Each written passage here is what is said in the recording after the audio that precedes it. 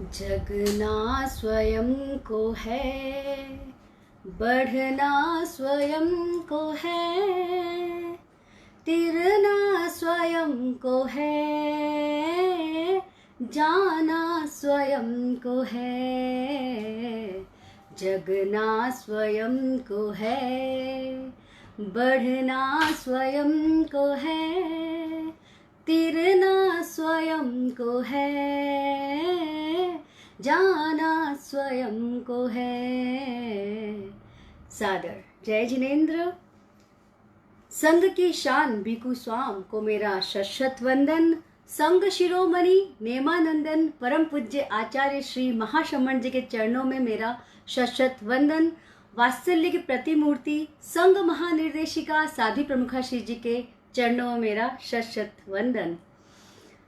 तो आज का मेरा विषय है नरक की वेदना। देखिए, ये एक ऐसा सब्जेक्ट है कि सुनकर शायद आपको किसी मोड़ पर यह भी लगे कि अब इससे ज़्यादा हमें नहीं सुनना है, लेकिन फिर भी सिर्फ आप आज 45 मिनट मेरे साथ में रुकिए, जानिए इसके अंदर कैसे कैसे कष्ट भोगे जाते हैं, कैसे सब चीज़ें स्टेप बाय स्टेप चलेगी। आप अवश्य ही कोशिश करें पूरा समय रुकने की, क्योंकि बीच में ही मैं बतलाऊंगी कि किस वजह से या कैसे हम अपनी सोच को बदल के कैसे हम कर्मों को कम कर सकते हैं, काफ़ी हद तक कम कर सकते हैं। तो चलिए चलते हैं नरक की वेदना सब्जेक्ट की ओर।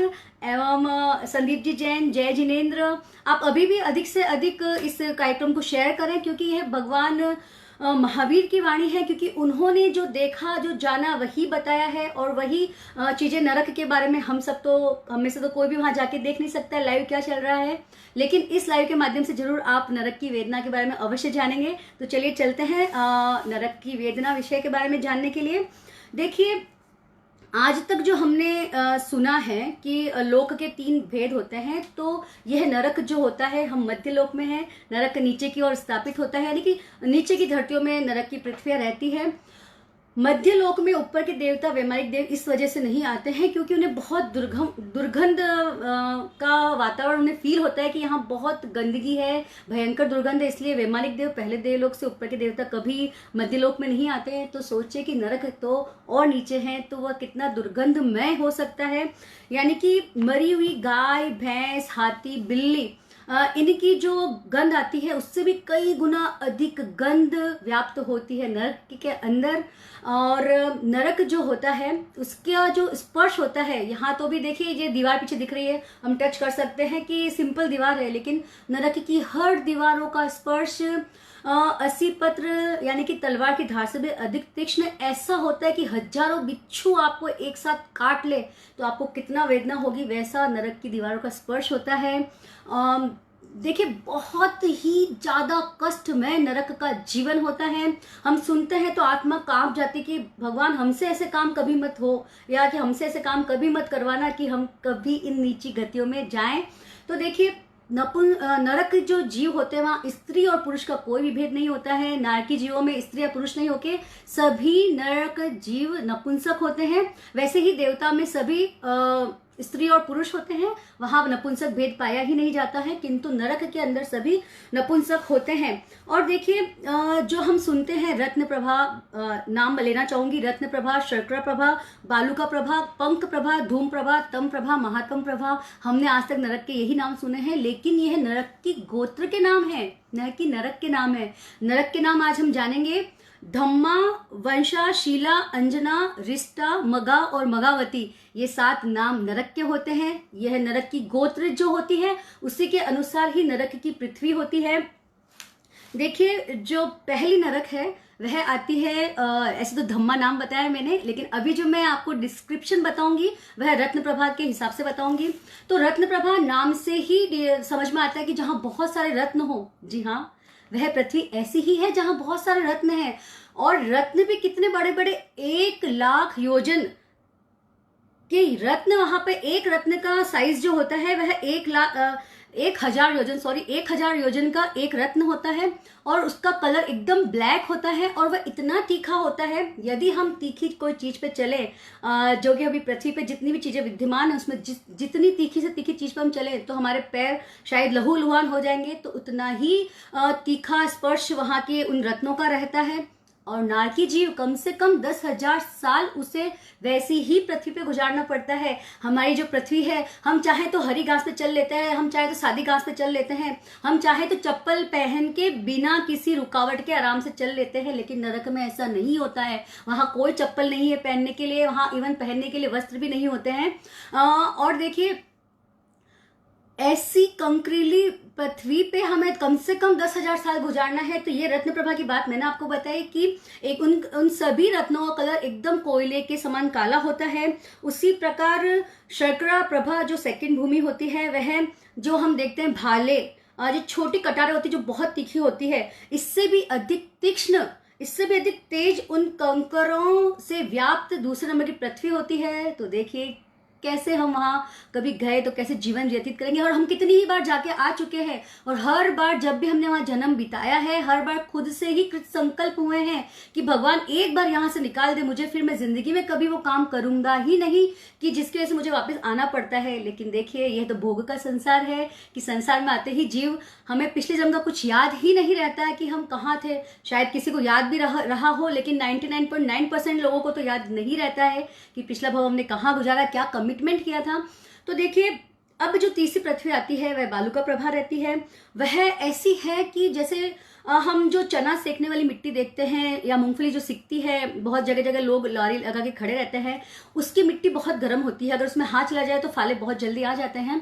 तो उससे भी कई अधिक उष्ण वह रेत वहां रहती है, उसी में ही अपना जीवन यापन एक नारक को करना पड़ता है। और चौथी भूमि जो है वह पंख प्रभा है। पंख प्रभा के बारे में जब मैंने सुना था तो वाकई में इतनी वेदना उड़ गई थी कि कहीं अपने से ऐसी चीजें ना हो जाए कि वापस नीची गतियों में जाना पड़े। देखिए, बदलाव कुछ ही करना होता है, लेकिन वह बहुत अपेक्षित है अगर हम धर्म को जानेंगे, मानेंगे, इसको आचरण में लाएंगे। मैं हमेशा बोलती हूँ, कर्म में धर्म की समझ, बस इतना ही चेंज करना है हमें। तो चलिए, पंख प्रभा जो है वह ऐसी भूमि होती है, पंख यानी कीचड़, जैसे नाम से समझ गए, तो वहां कीचड़ जो होता है वह खून का, मांस का और रस्सी, जी हाँ, घुटने तक खून, मांस और रस्सी भरी हुई रहती है। हमें पूरा समय, हमें कहने का मतलब होता है कि नारकी जीव जब बार बार हमें निकलता है तो नारकी जीव थोड़ा लंबा हो जाता है, तो हमें वहां पे ऐसे जीवन यापन करना पड़ सकता है जब हम चौथी नरक में पैदा हुए तो। और पांचवी नरक जो धूम प्रभा है, तो देखिए, जब हम कभी किचन में, कम लेडीज काम करती हैं, कभी बहुत जोर से हमने लाल मिर्च का तड़का लगा दिया तो बाहर तक सबको खांसी आती रहती है, सब बोलते रहते हैं ध्यान से करो काम, ऐसे कैसे तुम चमके लगा देते हो। तो देखिए, जो धूम प्रभा है, राई मिर्ची युक्त जो धुएं का जो खारापन होता है उससे कई गुना अधिक खारापन वहां है, यानी कि वहां नारकी पैदा होता है तो चैन की सांस भी नहीं ले सकता है। अब वही छठी भूमि जो है तम प्रभा, वह पूरी बहुत अंधकार से भरी हुई होती है। लेकिन एक बात यहाँ बताना चाहूंगी कि सातों नारकियों में अंधेरा होता है। हजारों सूरज मिलके भी कोशिश कर ले तो भी वहां पे वहां पे रोशनी पैदा नहीं हो सकती है। उनकी संरचना ही वैसी होती है कि भूमिया जो है धीरे धीरे नीचे तक जाते थे, तो एकदम सातवीं जो महात्म प्रभा यानी एकदम घोर अंधकार। जब आप सोचेंगे कि जब इतना अंधेरा है तो वहां पे जीव कैसे कष्ट भोगता है, तो अब हम थोड़ी देर में ही उस बात पे मैं आना चाहूंगी कि जीव वहां कैसे कष्ट भोगता है। अभी मैं आपको एक बात बताना चाहूंगी कि ये जो नारकी जीव होते हैं वह जन्म कैसे लेते हैं। देखिए, वहां अलग अलग इसकी मान्यताएं हैं। कोई बोलता है बिल में जन्म लेते हैं, कोई बोलता है कुंभी में जन्म लेते हैं। मैं दोनों तरह से ही आपको ये बात समझाना चाहूंगी कि देखिए, वहां जगह जगह बिल बने हुए रहते हैं। उन बिलों में नारकी जीव बड़े नहीं होते हैं। उन बिलों में सिर्फ नारकी जीव अपनी एक पर्याप्ति पूर्ण करते हैं। सादर जय जिनेन्द्र, जीतमल जी सा, Sandeep ji Mutha, thank you so much. आप अधिक से अधिक अभी भी इस प्रोग्राम को शेयर करते रहें ताकि यह बात अधिक से अधिक लोगों तक पहुंचे, अधिक से अधिक लोग इसकी जानकारी प्राप्त करें कि कैसे क्या नरक में होता है। तो चलिए, अब जो है वहां पर जो बिल है, उस बिल में क्या होता है, नारकी जीव सिर्फ अपनी पर्याप्ति पूरी करते हैं। जब भी कोई भी जीव गर्भ में आता है, किसी भी स्त्री के गर्भ में आता है, तो वह अंतर मुहूर्त यानी 48 मिनट में सारी पर्याप्ति प्राप्त कर लेता है। यानी आहार, शरीर, इंद्रिय, मन, भाषा, यह सब जितनी भी इंद्रिया पर्याप्तियां जो होती है वह 48 मिनट्स में एक जीव ले लेता है, तभी वह पर्याप्त कहलाता है। और नारकी जीव कभी भी अपर्याप्त अवस्था में मर ही नहीं सकते हैं। उनकी जो उम्र होती है नारकी जीव की और देवताओं की, वह निरुपक्रमी होती है, यानी कि वह पूरी कंप्लीट करे बिना वह वहां से मर ही नहीं सकता। चाहे कितनी बार उनके मन में आ जाए कि अब बस मेरा अब यहाँ से समय समाप्त कर दो या खुद को मारने की कोशिश करे, तो भी वह मर नहीं सकता है। तो यही बात वहां पे बहुत ज्यादा दुख का कारण भी बनती है। तो पर्याप्ति उसने बिल में पूरी करी, फिर वह नीचे गिरता है कुंभियों में। ठीक है, तो अब यहाँ पे कंफ्यूजन क्लियर कर लीजिए, कुंभी क्या होती है, बिल क्या होता है। तो वह छोटी सी अवस्था में ही जैसे बिल से बाहर आता है, पर्याप्ति कंप्लीट करके वह कुंभी में गिरता है। अब कुंभी 4 प्रकार की होती है वहां पे, जिसका की शेप एक तो ऊंट की गर्दन के समान होता है, यानी टेढ़ी मेढ़ी होती है। दूसरा घी की कुप्पी के समान, यानी कि ऊपर से चौड़ी और नीचे से सकड़ी होती है। तीसरा जो होता है एक डब्बे के जैसा, यानी कि ऊपर और नीचे से लेकर एकदम एक जैसी होती है। और चौथा होता है अफीम के डांडे के समान, यानी कि जिसका पेट चौड़ा हो और मुख सकड़ा हो।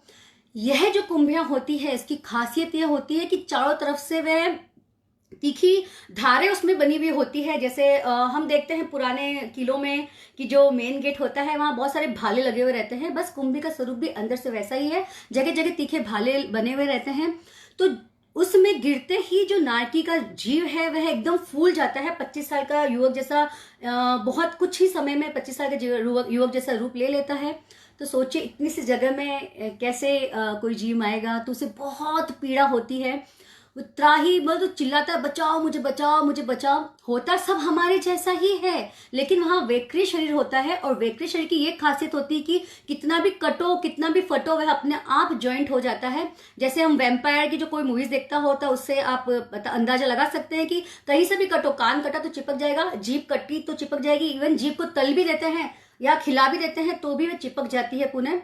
और नारकी जीव में ये अवधि ज्ञान होता है। अवधि ज्ञान एक ऐसा ज्ञान होता है कि जिसके द्वारा उसको हर क्षण ये पता रहता है कि मुझे ये कष्ट किस वजह से मिल रहा है, ऐसी मैंने कौन सा पाप किया जिसका ये फल मैं यहाँ भुगत रहा हूं। तो सोचे कितना उसे ग्लानि होती होगी कि मुझे गुरुजनों ने समझाया फिर भी मैंने माना नहीं, मुझे साधु ने समझाया फिर भी मैंने ये चीजें कम की नहीं। वो चीजें क्या है मैं अभी बताने ही वाली हूँ प्रोग्राम के अंदर। तो देखिए अवधि ज्ञान भी वहां दुख का बहुत बड़ा कारण बनता है। तो ऐसे फिर जब वह चीखता चिल्लाता है तो परमाधार्मिक देव जो 3 नरक तक हमको परमाधार्मिक देव वेदना देते हैं। देखिए नरक की वेदना 3 प्रकार की होती है। परमाधार्मिक देवों द्वारा दी गई वेदना, क्षेत्रगत वेदना, यानी कि वह क्षेत्र की बनावट कैसी होती है, थोड़ी सी मैंने अभी आपको बताई है, हर पृथ्वियों की थोड़ी और बताने वाली हूँ। और परस्पर वेदना की आपस में नारकी जीव कंटिन्यूअसली 1 सेकंड भी ऐसा नहीं जाता है कि जब वो एक दूसरे को परेशान नहीं करते या भयंकर वेदना नहीं देते हो। तो ये 3 तरह की वेदना होती है। तो हम पहली वेदना के बारे में जानेंगे जो कि यह दी जाती है परमाधार्मिक देवों के द्वारा। थोड़ा सा परमाधार्मिक देवों के बारे में बताना चाहूंगी। जो पहली मैंने रत्न प्रभा धरती बताई है, तो वह जो रत्न प्रभा धरती है उसके अंदर देखिए कि 13 प्रतर होते हैं और 12 अंतर होते हैं। तो जो प्रतर होते हैं और अंतर होते हैं उसका एक पिक्चर मैं आपको बताना चाहती हूँ कि आपको समझ में आएगा कि कैसे ये बनते हैं। तो मैं हाथ पे बना के बता देती हूँ। ये देखिए जैसे कोई मकान है, मकान की मंजिल होती है, तो हम देखते हैं जैसे 13 मंजिल का कोई मकान है, ठीक है। उसमें से आप उसके बीच में जो स्लैब होता है, जो पृथ्वी का पिंड, जैसे फर्स्ट मंजिल से दूसरी मंजिल के बीच में जो पृथ्वी का पिंड होता है उसे हम प्रतर बोलते हैं। इन प्रतरों के अंदर ही नरक के जीव रहते हैं। और जो अंतर होते हैं वहां पर ये रहते हैं भवनपति देव, लेकिन ये फर्स्ट नरक में ही रहते हैं। बाकी जगह जितनी भी है 7 नरकों में कुल मिला के 49 प्रतर होते हैं और 42 अंतर होते हैं। तो सिर्फ 10 अंतर के अंदर ही ये भवनपति देव रहते हैं। उसमें जो असुर कुमार जाति का देव होता है, वह देव एक ऐसा देव होता है कि वही देव ये जो परमाधार्मिक देव होते हैं 15 प्रकार के, वे उन्हीं की जाति के देव होते हैं। तो चलिए अब हम जानेंगे कि ये परमाधार्मिक देव कैसे जीवों को कष्ट देते हैं, वेदना देते हैं। और ये 3 नरक तक के जीवों को 1 सेकंड के लिए भी छोड़ते नहीं हैं, हर समय उन्हें बहुत अधिक दर्द देते हैं। थोड़ा सा एक बात और बताना चाहूंगी कि पहली नरक में 30 लाख नरकावास है, दूसरी नरक में 25 लाख नरकावास है, तीसरी नरक में 15 लाख नरकावास है और चौथी नरक में 10 लाख नरकावास है, 5वीं नरक में 3 लाख नरकावास है और 6ठी नरक में 1 लाख में 5 कम नरकावास है और वह 1 लाख में 5 कम नरकावास की आपूर्ति करता है। 7वीं नरक वहां 5 नरकावास है। ऐसे मिला के 84 लाख नरकावास है जो कि ठसाठस भरे हुए हैं जीवों के साथ में। यानी कि कैसे हम बुरे कर्मों का फल किस तरीके से प्राप्त करते हैं। तो प्लीज जरूर बचिए, क्योंकि मेरी लाइफ में यही एक लाइफ चेंजिंग मैं बोल सकती हूँ कि सुना जाना तब बहुत ज्यादा परिवर्तन मैंने अपने जीवन में किया है। देखिए, सब परिवर्तन करते हैं, लेकिन जरूरी नहीं कि सब को सामने वाले को पता चले कि आप अपनी लाइफ में क्या कर रहे हैं क्या नहीं कर रहे हैं। धर्म अपने जीवन में हमेशा ऐड करते रहे, हर दिन में कुछ न कुछ नया धर्म ऐड करते रहे। बहुत सारा धर्म का विराट स्वरूप है। देखिए, व्यंजन में बहुत कम अक्षर होते हैं लेकिन शब्द कितने सारे हैं। तो धर्म का स्वरूप बताने के लिए संवर और निर्जरा है, लेकिन उसका स्वरूप बहुत बड़ा है। जो चाहे जैसे चाहे वैसे हम त्याग कर सकते हैं।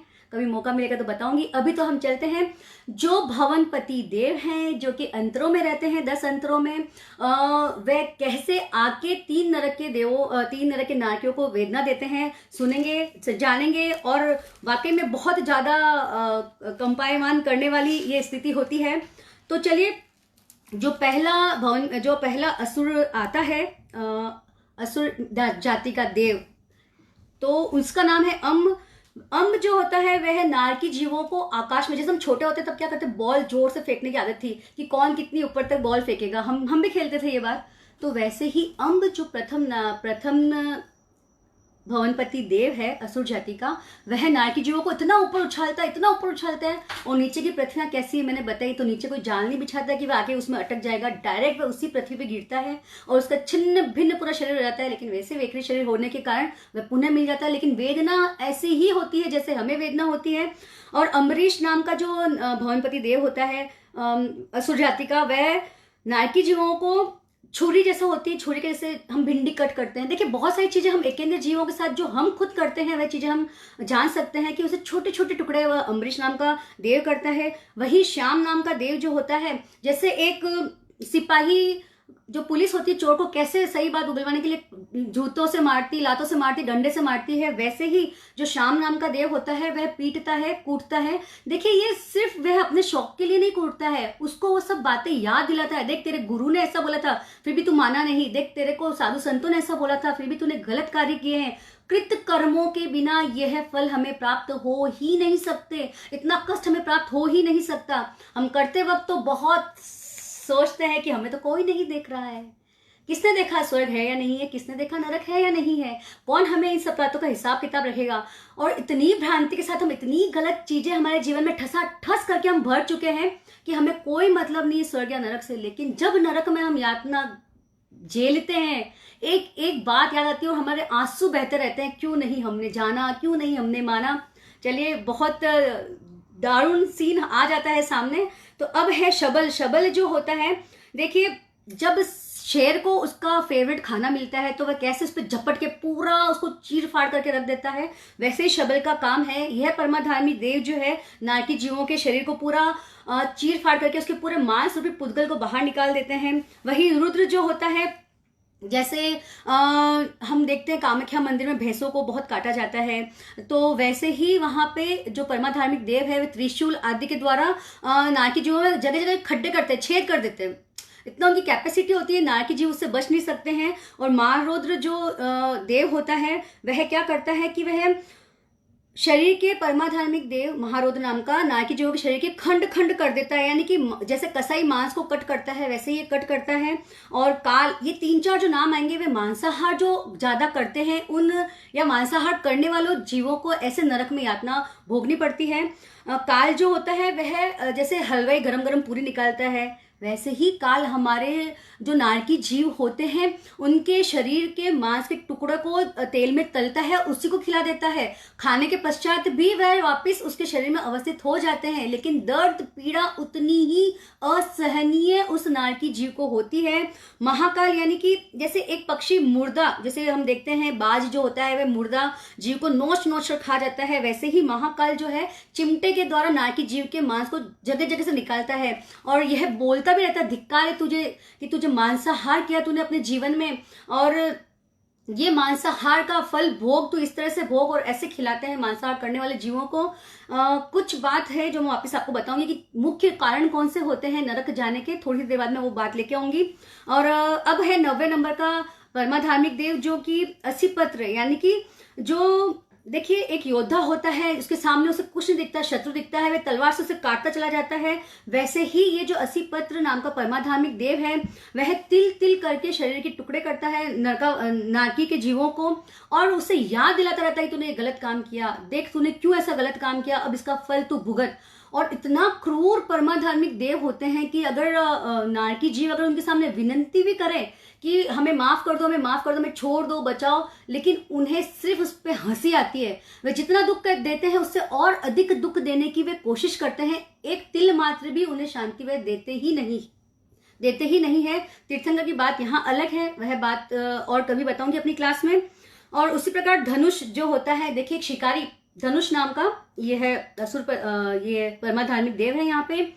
तो जो एक शिकारी होता है ऐसे बाण खींच के कान के पास लाके बाण छोड़ता है, तो ये धनुष नाम का परमाधार्मिक देव भी छुपकर बाण छोड़ता है और नारकी जीवों को जगह जगह से उसके बाण का प्रयोग करके पूरे शरीर को काट छाट देता है।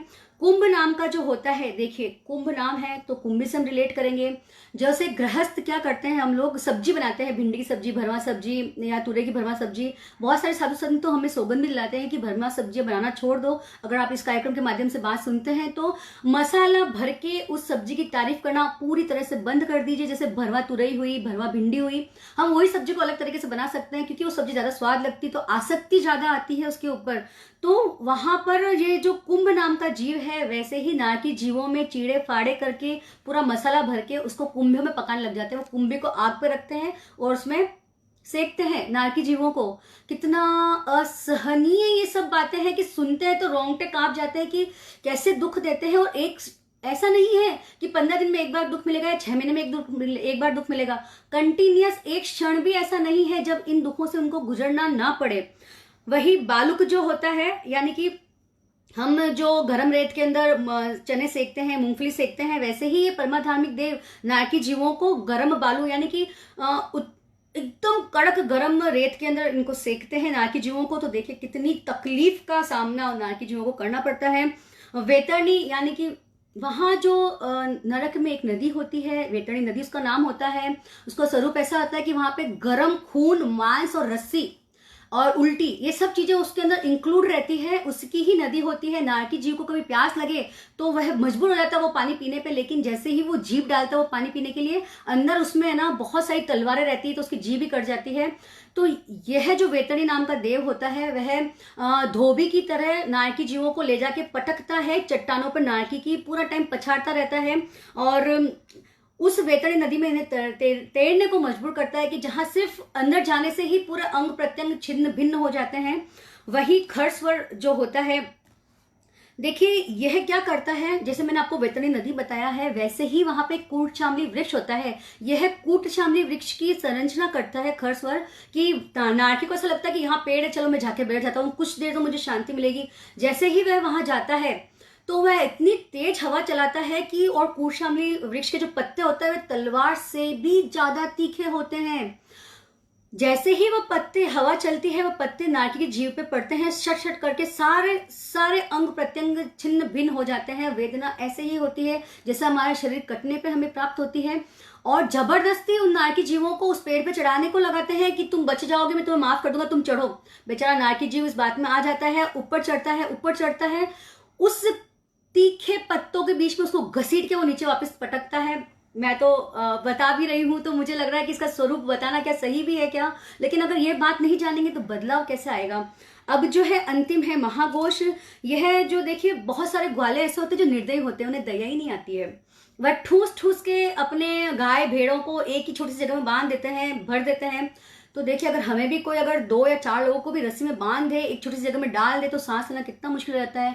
तो ये जो महाघोष होता है वह बहुत सारे नारकी जीवों को नरक में बनी हुई कोठरियों में, सघन अंधकार में कोठरियों में ठूस ठूस के भर देता है और उन्हें वही रोक के रखता है। तो ये देखिए 15 प्रकार के परमाधार्मिक देवों का हमने जाना है कि कितना दुखमय जीवन एक नारकी का होता है। ये 15 धार्मिक देव 3 नरक तक ही अपना प्रभाव दिखा सकते हैं। और देखिए जो मांसाहारी जीव जो नरक में उत्पन्न होते हैं वह नारकी को ये परमाधार्मिक देव उनका शरीर जगह जगह कट करते हैं, तलते हैं, सेकते हैं, सब तरह से उन्हें मांसाहार कराने के लिए मजबूर करते हैं कि चलो तुम खुद का ही मांस खा के देखो कि यह जो मांस का भक्षण तुम्हें कैसा लग रहा है। और नारकी देव बहुत तड़पता है कि मुझे नहीं खाना है, लेकिन कुछ उसके पास चारा रहता नहीं है, जबरदस्ती उसे वो सब चीजें करनी पड़ती है। यहाँ पर तो बहुत शौक से करता है, लेकिन वहां बहुत दुखी होकर करता है। और जो बिना छाना हुआ पानी पीते हैं, ये बातें मेरे द्वारा लिखी हुई नहीं है, ये बातें भगवान महावीर की वाणी है जो कि साधु संतों द्वारा हमें प्राप्त हुई है। तो आप अवश्य विश्वास करिए कि बिना छाना पानी पीने का तो आप सभी जैन अगर हैं तो आप सौगंध ही ले लीजिए कि कहीं भी जाए तो एक कपड़े की छलनी रखिए, इवन बिस्लरी का पानी भी आप छान के ही पीजिए। बिना छाना पानी पीने वाले को देखिए वहां पे नरक में लोहे का सीसा, जो लोहे का पानी, इवन शीशे का पानी, कांच का पानी जबरदस्ती हमें मुंह फाड़ के हमारे इसमें डाला जाता है, पिलाया जाता है। और जो शराब पीते हैं, बहुत सारे लोग ऐसे हैं जो शहद तक का स्वाद नहीं करते हैं, लेकिन शराब वे लोग बहुत आसानी से पी लेते हैं। कोई भी साधु संत के पास जाएंगे तो हमेशा एक ही बात बोलते हैं कि शराब छोड़िए, शराब छोड़िए, क्योंकि शराब जो बनती है बहुत सारे जीवों की हिंसा के बाद शराब बनती है, तो उसे पीना वाकई में अभक्ष्य को खाने जैसा ही है। तो आप ज्यादा से ज्यादा हो सके तब तक उस चीज से दूर रहें। और वही जो देखिए खुद तो गलत रास्ते पे चल रहा है, यानी कि एक ऐसे कुगुरु का सहारा लेके चल रहा है जिससे चमत्कार में फंस चुका है कि सिर्फ उसका परिग्रह देख के, उसे चमत्कार देख के उसकी तरफ आकृष्ट हो जाता है, लेकिन अपने फ्रेंड्स को भी मोटिवेट करता है कि छोड़ो ये जैन धर्म में कुछ नहीं, अपने साधु संत तो कुछ नहीं, सिर्फ व्याख्यान देते हैं, कुछ हेल्प करते नहीं है, उधर चलो। उनके साथ जुड़ के हुए हैं, उन्हें मोक्ष की तरफ देखने लग जाता है कि ये ही हमें मोक्ष पहुंचा सकते हैं, उनकी उसमें वो आस्था बैठ जाती है। तो ऐसे जीवों को जो स्वयं तो कुमार्ग पर चलते हैं लेकिन दूसरों को भी मोटिवेट करते हैं कुमार्ग पर चलने के लिए, तो वहां उन्हें धक धकते खीरे जो होते हैं ना, अंगारों पे चलाया जाता है। और बड़ी मुश्किल से बेचारे नारी देव मना भी कर दे तो उन्हें चाबुक मार के उन अंगारों पे चलाया जाता है। वैसे ही जो जीव दूसरे पशु पक्षियों पे ज्यादा भार डालते हैं, या फिर मैं तो यहाँ पे यह भी ऐड करना चाहूंगी कि आजकल तो पशु पक्षियों का बहुत कम रह गया है, लेकिन जो हमारी मेड्स रहती है, हम पैसा देते हैं, लेकिन अगर उनके साथ हमने निर्दयता पूर्वक व्यवहार किया, उन्हें अपने समान समझकर ही उनके साथ अगर हम डील करते हैं तो बहुत अच्छी बात है, लेकिन निर्दयता पूर्वक अगर उनके साथ में हम व्यवहार करते हैं तो देखिए हमें वहां पर लाखों टन भरी वजन वाली गाड़ी को चलवाया जाता है हमसे, जिसको हम खींच भी नहीं सकते हैं। और प्लस इतनी वेदना दी जाती है कि जिस चाबुक से इतना मारा जाता है कि तुझे उस जीव पे दया नहीं आई तो अब हम तेरे पे कैसे दया करें, ऐसे शब्द सुना के हमें और वहां पे प्रताड़ित किया जाता है। वही देखिए, जब मैं बार बार एक चीज बोलती हूँ कि श्रोतेंद्रिय का दुरुपयोग मत करिए, जितने भी चक्षुरेंद्रिय दुरुपयोग मत करिए, जो श्रोतेंद्रिय का ज्यादा दुरुपयोग करता है तो नरक में उसके कान में उबला हुआ शीशा डाला जाता है। सिर्फ बता रही हूँ कि आप बचे, बहुत सारी चीजें से आप बच सकते हैं। और घ्राणेंद्रिय यानी जिसको नाक का परफ्यूम का बहुत ज्यादा शौक रहता है, तो उन्हें वहां पे राई और मिर्च का बहुत अधिक तीखा धुआं वहां सुंघाया जाता है। और प्लस जो चक्षुरेंद्रिय यानी कि आंखों का बहुत ज्यादा दुरुपयोग करते हैं, यानी कि हम धर्म कुछ करना ही नहीं चाहते हैं, दुरुपयोग बहुत भरपूर करते हैं, तो हमें स्टॉप करना चाहिए। एक दिन में अगर हम 10 घंटे मोबाइल को दे रहे हैं तो मैं तो बोलती हूँ कि 2 घंटा धर्म की भी आदत डालिए, बहुत जरूरी है। वहां पर ऐसा करने वालों की आंखों को भालों से फोड़ दिया जाता है, और फोड़ने की थोड़ी देर तकलीफ उतनी ही होंगी, लेकिन थोड़ी देर बाद में आंखें वापस व्यवस्थित विकृत शरीर होने के बाद वजह से पुनः अपनी आंखें वापस बराबर हो जाती है। तो चलिए सुरेश जी सा जैन, धन्यवाद, जुड़े रहें और कार्यक्रम का भी लाइक और शेयर करते रहिए। थोड़ा टिपिकल सब्जेक्ट है, लेकिन जानेंगे नहीं तो हम विश्वास कैसे करेंगे, विश्वास नहीं करेंगे तो हम उन चीजों से बचेंगे कैसे।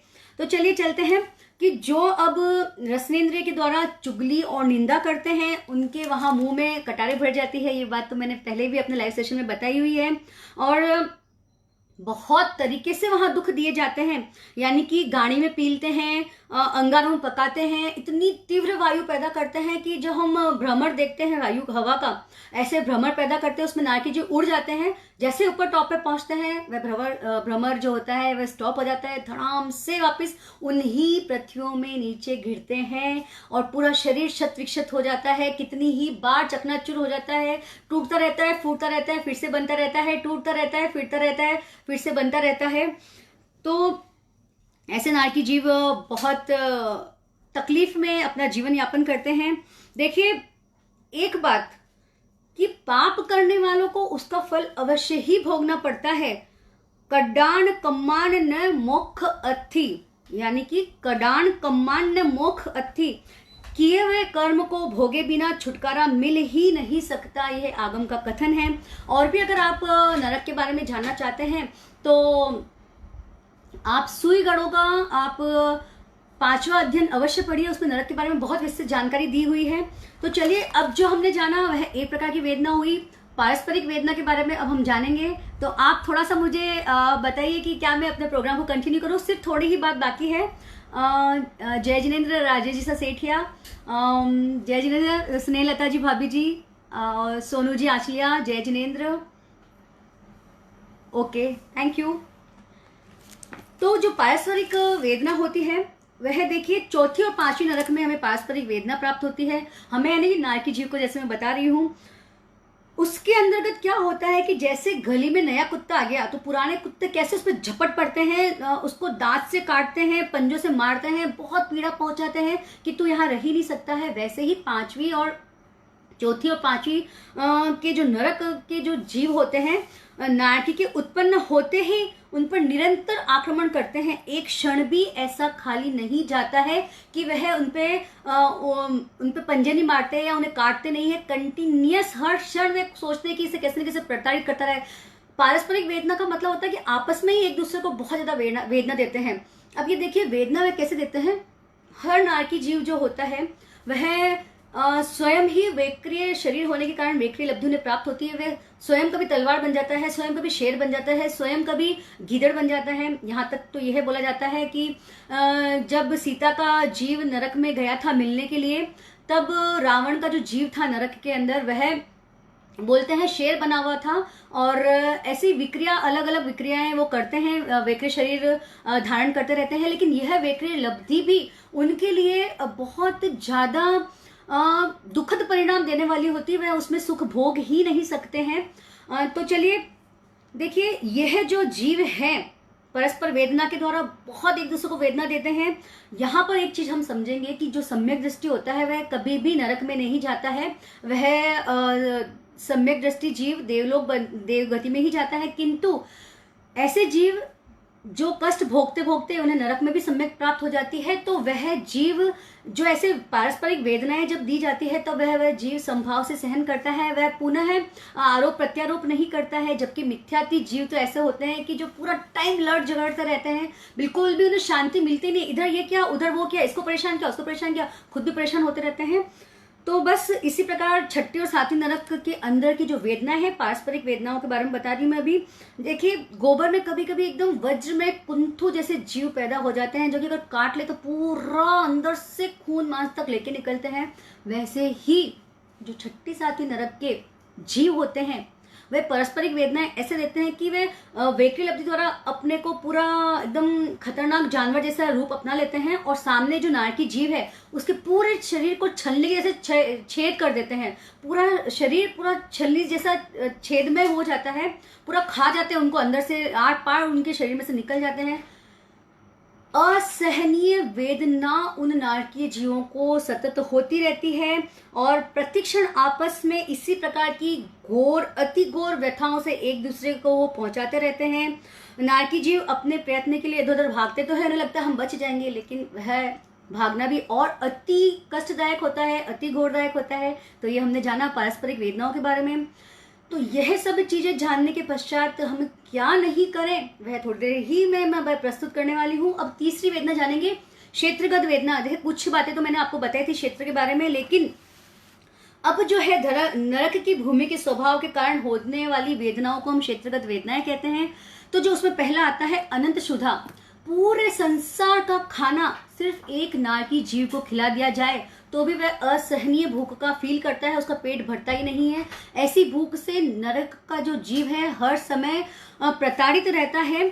और अनंत तृषा यानी कि संसार के हजारों समुद्र नदियों का पानी अगर एक नारकी जीव को पिला दिया जाए तो भी उसे असहनीय प्यास लगी रहती है।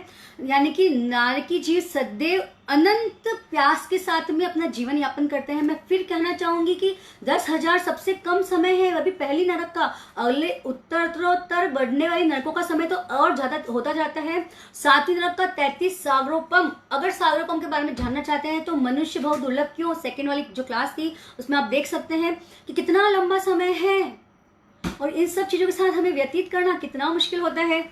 अब है अनंत शीत, यानी कि 1,00,000 मन लोहे के गोले को शीत योनि वाले नरक की जगह में अगर छोड़ दिया जाए तो तत्काल वह इतनी ठंड होती कि लोहे जैसी चीज भी छिन्न भिन्न हो जाती है एक समय में। एक सेकंड नहीं बोल रही हूं, एक समय में। तो नरक के वहां इतनी भयंकर सर्दी पड़ती है कि जो उस शीत योनि में जो अपना समय बिता रहा है नारकी जीव, उसको अगर निकाल के हिमालय की यानी संसार की सबसे ठंडी जगह में भी छोड़ दिया जाए तो उसे वहां बहुत आराम की अनुभूति वह अनंत गुना आराम की अनुभूति वह वहां करता है। यानी कि ऐसी घोर सर्दी में उसे नरक में अपना जीवन यापन करना पड़ता है। वैसे ही अनंत ताप, यानी कि नरक के उष्ण योनि स्थान में अगर 1,00,000 मन का लोहा अगर वहां उसका गोला छोड़ दिया जाए तो एक समय में वह पूरा पानी पानी हो जाता है। इतनी भयंकर गर्मी वहां पड़ती है। और उस नारकी जीव को जितनी संसार में जो सबसे उत्कृष्ट भट्टी है, जो सबसे ज्यादा समझो जो भी इंडस्ट्रियल एरिया में सबसे जो बड़ी भट्टी है उसमें डाल दिया जाए तो वह वहां आराम से सो सकता है, उसे आराम से वहां नींद आ सकती है। इतनी उत्कृष्ट अनंत ताप हर समय उस नारकी जीव को वहां झेलना पड़ता है। ये क्षेत्रगत वेदना है, ये पहली से लेकर सातवीं नरक में सब जगह समान पाई जाती है। और वही अनंत महाज्वर, यानी कि नारकी के जीव में हमेशा महाज्वर रहता है, यानी कि भयंकर जलन उसे हर समय रहती है। यहाँ तो पेट में थोड़ी सी जलन हो जाए या सीने में थोड़ी सी जलन हो जाए तो भी सहन नहीं होता है। 10 डॉक्टर को फोन चले जाएंगे, 10 देसी इलाज कर लेंगे, लेकिन वहां तो कुछ भी नहीं होता है। अनंत खुजली, भयंकर खुजली नारकी जीवों के शरीर में हमेशा व्याप्त रहती है। इन सब चीजों से वह हमेशा तकलीफ पाता ही रहता है। अनंत रोग, यानी कि खांसी, श्वास, कुष्ठ, शूल आदि जो 16 महारोग है, 16 महारोग तो हर नारकी के जीव में रहते ही रहते हैं। लेकिन देखिए 5,68,99,585 प्रकार के छोटे रोग, सर्च कर लीजिएगा कि कितने तरह के छोटे रोग होते हैं और कैसे हमारा जो जैन धर्म है उसने कितनी राइट बातें बताई हुई है। इतने प्रकार के छोटे रोग हर नारकी के जीव में हर समय रहते हैं। हमें तो यार थोड़ा सा बुखार भी आ जाए तो जीना मुश्किल हो जाता है। तो देखिए इतने रोगों के साथ में जीवन यापन करना पड़ता है। वो चाहे तो भी मर नहीं सकते, यहाँ तो हम चाहे जब मर सकते हैं, आत्महत्या कर सकते हैं, लेकिन वहां तो वह भी नहीं है। हर क्षण हर पल जितनी आयु बांधी है उसका हमें 100% जब तक हमने पूरा भोग नहीं किया, उन कर्मों को काटा नहीं, तब तक नरक में जीवन यापन करना ही पड़ता है। तो चलिए अनंत अनाश्रय, एक्चुअली बोलते बोलते मुझे लगता है कि थोड़ा जोश आ जाता है, क्योंकि मैं चाहती हूँ कि आप सबसे जो सुनने वाले हैं उनसे कभी वैसे कार्य हो ही ना। हम सब बच्चे नरक में जाने से अनंत अनाश्रय, अनाश्रय यानी कि जिसको आश्रय न मिले। यहाँ आप दुखी हैं, किसी चीज को लेकर परेशान है तो मम्मी से बात कर लिया, बहन से बात कर लिया, मम्मी जी पापा जी किसी से भी बात करके हम थोड़ा सा तो दिलासा हमें मिल ही जाता है कि ये चीज खो गई, टेंशन मत लो। या फ्रेंड्स कोई ना कोई तो हमें समझा ही देता है। लेकिन नरक में तो एक क्षण भी कोई आपको यह बोलने वाला नहीं मिलता है कि भाई सब ठीक हो जाएगा, यह संभाव से सहन कर लो। कोई 1% भी किसी का आश्रय में वहां नहीं मिलता है।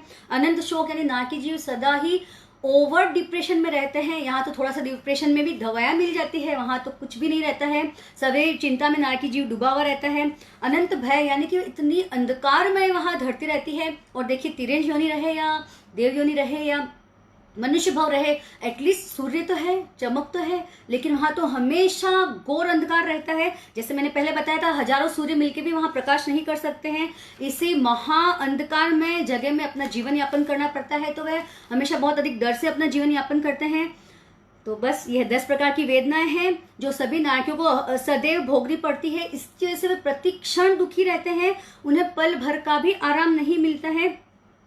अब जो चीज बताने जा रही हूं आप वाकई में बहुत अच्छे से जानिएगा, सुनिएगा कि जो प्राणी अपने सुख के लिए द्विएंद्रिय, त्रिएंद्रिय, चतुरेंद्रिय, पंचेंद्रिय यानी कि त्रस जीवों को स्थावर यानी एकेंद्रिय, द्विएंद्रिय, त्रिएंद्रिय, पृथ्वीकाय, अपकाय, जलकाय, वायुकाय और वनस्पतिकाय, इन जीवों का जो तीव्रता से, निर्दयता से और बहुत घिनौने रूप से जो इनका छेदन वेदन करता है या इनको बहुत ज़्यादा कष्ट पहुंचा के इनको पीड़ित करता है या किसी और की चीज़ों को हड़प लेता है। देखिए बहुत सारे लोग होते हैं जिनकी प्रॉपर्टी पे अपना जबरदस्ती हक जमा लेते हैं, यहाँ नहीं लेकिन नरक में अवश्य ही हमको उसका फल भोगना पड़ता है। तो प्लीज इन सब बातों से बचिए आप। अगर हम सब्जियों की कटिंग भी करते हैं या हरी घास पे कभी चलना भी पड़ गया हमें, तो पहले मन में खमत खामना कर लें कि भाई मेरी मजबूरी है कि मुझे यहाँ चलना पड़ रहा है, ये जीव मेरा परिवार का पालन पोषण करने के लिए मुझे ये चीज करनी पड़ रही है, करना पड़ रहा है। देखिए एक जो जीव संयम की राह पे चलना चाहता है या धर्म की चीजों को जानना चाहता है, वह कभी भी संसार में बेचैन ही रहता है। उसे यह लगता है कि मैं कौन सा चीज अपनाऊं, कौन सी चीज क्रिया ऐसी करूं कि जिसकी वजह से मेरे जीवन में धर्म ज्यादा हो। तो चलिए वैसे ही जो चोरी करता है और सेवन करने योग्य व्रतों को मैं हमेशा कहती हूँ कुछ ना कुछ व्रत में जीवन में अपनाते रहें। उनका सेवन नहीं करता है और हिंसा में ही अपने आप को डुबोए रखता है। और जो छोटे छोटे प्रत्याख्यान है, नौकारसी हुए या 1 घंटा का त्याग हुआ या दिन भर में 3-4 घंटे के त्याग हुए, ज्ञान प्राप्त करने के पश्चात भी वह उन सब चीजों का त्याग नहीं करता है और हिंसा रूपी चीजों में पाप बताने की कुचेष्टा करता है। यानी कि सबको बोलता है कोई टेंशन मत ले, तू गलत काम कर रहा है, तू सही है। गलत काम को कभी प्रशय ना दे। हर इंसान में ये समझ होती है कि ये सही काम है या गलत काम है, तो गलत काम को न खुद करे। देखिए आज है सो राज है, यह बात को आप छोड़ दीजिए। आज है सो राज है, सिर्फ धर्म के लिए हम बोल सकते हैं कि आज हमने धर्म किया उतना हमारे पेटे आ गया। कर्म कभी पेटे नहीं आता, कर्म तो हमेशा हमें दुर्गति में लेके जाएगा। हमें बहुत सारे कर्मों से बांध के उसके कष्टों, इतने भयंकर कष्ट हमें वापस झेलने पड़ेंगे। तो बस इसी तरह जो क्रोध करता है, मान करता है, माया करता है, यानी अनंतानुबंधी कषाय करता है, उनसे निवृत्त नहीं होता है, वही सब बातें हैं जो कि मैं पिछले अपनी सब क्लासेस में बोलती हुई आ रही हूँ आप लोगों को कि ऐसा मत करिए, ऐसा करिए। व्रत तो आपके जीवन में आपको अपनाने ही चाहिए। जैसे मैं बोलती हूँ अगर आप 35 साल के हो गए तो एक चीज हर साल छोड़ते जाइए, आज जीवन छोड़ते जाइए। और छोटे छोटे व्रत, देखिए सभी चीजें वही है कि जो बातें हमें हमारे गुरुदेव परम पूज्य आचार्य श्री महाश्रमण जी, साधु साध्वियां, उपासक उपासिकाएं, श्रमण श्रमणियां जो बताते हैं हमें, वह सभी बातों का हमें आचरण कैसे करना चाहिए, बस आप उतना जान लीजिए। इससे ज्यादा आपको इस भाव में उत्कृष्टता से जानना आवश्यक भी नहीं है। इतना भी हमने जान लिया तो समझिए कि हमने बहुत कुछ बैड कर्मा से अपने आप को सेव कर लिया। बस अपेक्षा है उस पर दृढ़ विश्वास की, उस पर अटूट श्रद्धा की, अटूट विश्वास की। जैसा मैं हमेशा बोलती हूँ कि वाकई में धर्म तो हमारे रग रग में बसा होना चाहिए। हर दिन धर्म की ऐसी क्रिया होनी चाहिए कि खुद संतुष्ट हो। जैसे हम कमाई करते हैं, एक दिन में अगर बहुत बढ़िया सेल हुई तो कितना इंसान खुश रहता है, तो वैसे ही धर्म को खुद ही कमाना है, किसी और की अपेक्षा नहीं है। बिजनेस में तो बहुत लोगों की अपेक्षा रहती है, धर्म की कमाई में तो किसी की अपेक्षा नहीं रहती। तो बस चंद लाइनों के साथ में नरक की वेदना जो हमने सुनी है, इतने बुरे कष्टों से हमें गुजरना पड़ेगा। अगर हमने कर्मों की तरफ ध्यान नहीं दिया, कर्म बांधते समय हमने सतर्कता नहीं बरती, धर्म को हमारे जीवन में ऐड नहीं किया, तो हमें भी पॉसिबिलिटीज है। क्योंकि हमारा गुस्सा कम नहीं होता, मान कम नहीं होता, माया कम नहीं होती, राग द्वेष कम नहीं होते। हमारा ध्यान उनकी तरफ है ही नहीं कि हम कौन से व्रत को इंक्लूड करें, कौन सी चीजों को एक्सक्लूड करें। तो बस यही कहना चाहूंगी कि यह सब जानने के बाद नरक सिर्फ नाम ही काफी है धर्म को अपनाने के लिए। सिर्फ धर्म को जीकर ही हम छुटकारा प्राप्त कर सकते हैं इन बुरे नरकावासों से। सम्यक ज्ञान, सम्यक दर्शन, सम्यक आचरण जिसने अपनाई ये जीवन पोथी, दूर उसी के होगी नरक की गति, दूर उसी की होगी नरक की गति। जी हाँ, आप सभी का बहुत बहुत धन्यवाद।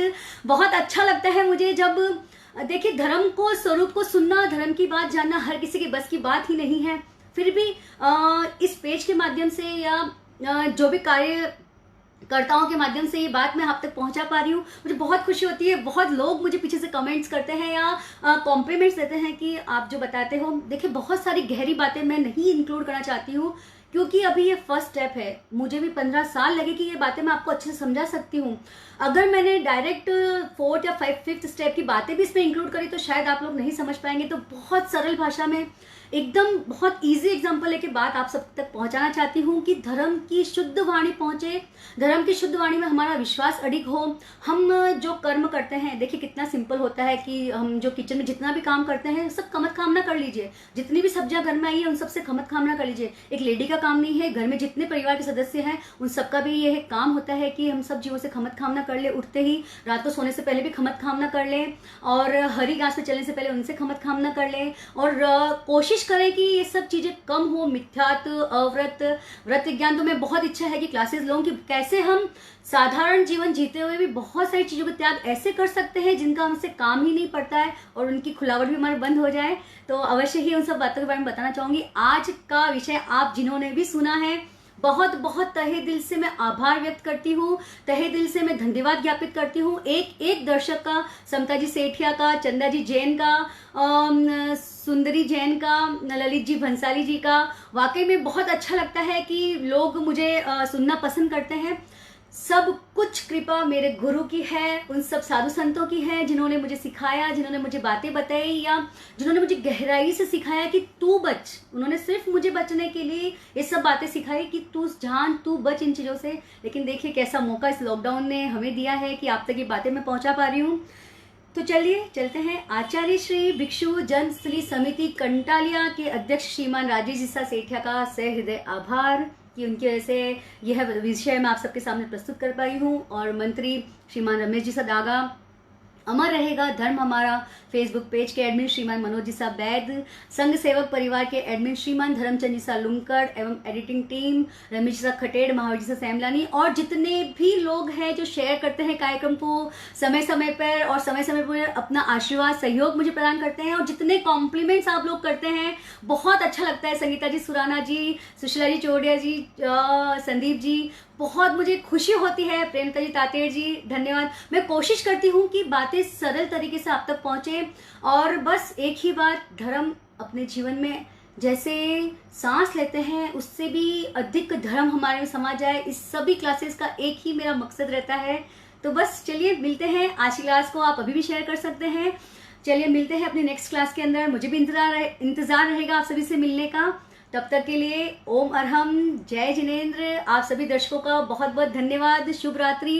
रात को सोने से पहले अवश्य सोचे क्या किया, क्या कर रहा हूँ और क्या करनीय है। अवश्य चिंतन करें, मंथन करें और धर्म को और अधिक ऐड करें। चलिए, जय जिनेंद्र, शुभ रात्रि, ओम अरहम।